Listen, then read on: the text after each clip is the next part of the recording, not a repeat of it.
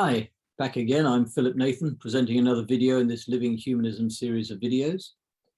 These next videos, 4 to 6, focus on our support for others, our families, communities, societies, and our broader humanity through various avenues, through the world of work, through our actions in our personal relationships, and through focusing on the other support that we provide via our actions in our wider worlds outside of our working lives.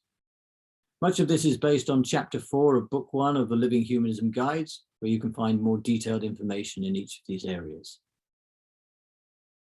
Anyway, this particular video focuses on our contributions to others and the wider world through our work, paid or unpaid, compensated or uncompensated. This may seem a little mundane for discussion, but for Living Humanism it certainly isn't, with these areas being seen as crucial elements of our lives and of our living a humanist life. Of course, the Living Humanism Guide and these videos are very much about our ordinary, perhaps mundane, everyday personal conduct, actions and behaviour, the everyday things we do, our daily contributions to ourselves and others, which all matter substantially in terms of our own well-being and the well-being of others. So, of course, for the many of us, our paid, compensated work and unpaid work are important parts of our everyday living. And these are key parts of the everyday contributions we make, both to ourselves and those around us. And they cannot be ignored in terms of living a humanist life.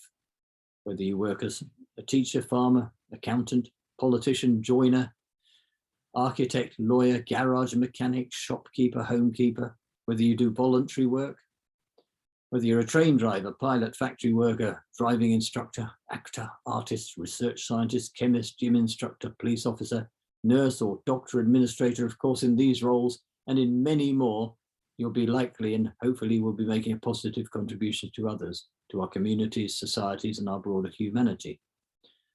And of course, through your work, you'll generally be supporting your own well-being and that of your family, not only through, that's if you have a family support, of course, not only through your salary in the case of paid work, but also gaining yourself that feeling of contribution and the many other positive and social aspects of our work. These include having a feeling of self-worth and personal value or a sense of belonging, not just within an organisation, but also a sense of belonging in our group, being part of our community and society because of the contribution we make through our work. And of course, through our work, we'll be able to pay taxes and will pay taxes to help our communities, societies and beyond pay for the necessary social functions that must be fulfilled, such as medical care, looking after those in need, maintaining transport systems, supporting democratic systems and justice, the defence of our communities, and much more. So I've just mentioned some important positive elements arising from our work and identified various forms of positive work. That's not to say that all paid or unpaid work makes positive contributions to others. The fact that someone will pay us for a job or that we earn money through a business does not mean that that work is therefore worthwhile in terms of its support for well-being. To mention some stark examples, someone paid to be a soldier who kills the innocent and fights against democracy, supports injustice and pain. This person is being violent and destructive, negatively selfish, damaging and destroying others in the world we live in. Someone who produces poisonous drugs, fosters addiction and sells drugs to the vulnerable is clearly being destructive and damaging to all. Someone promoting and selling cigarettes, knowing the health damage they cause, is hardly contributing well to the lives of others. Moreover, even when a form of work is worthwhile, doing that work badly or dishonestly can be destructive to well-being. For example, a police officer who accepts bribes or applies laws with a lack of fairness and equity, a builder who constructs houses from poor and shoddy materials, who cuts corners on safety and fire regulations, someone providing loans at unrepayable rates, an investment manager who takes too big a cut of profits made, or someone who takes their salary but puts in little effort and performs poorly, and so on.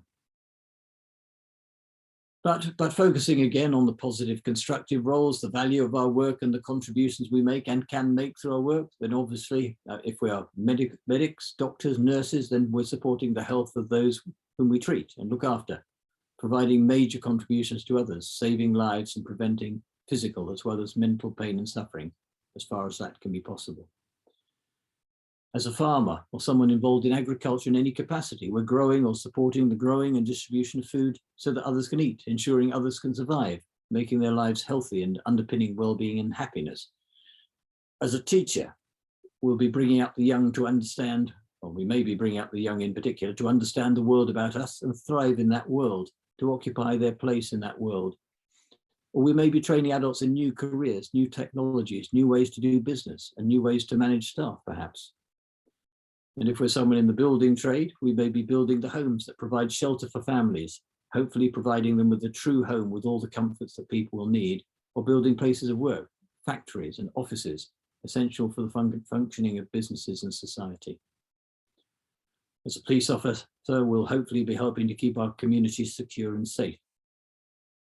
And so clearly, in the vast range of working roles, we'll hopefully be contributing to ourselves, our communities, societies, and well beyond.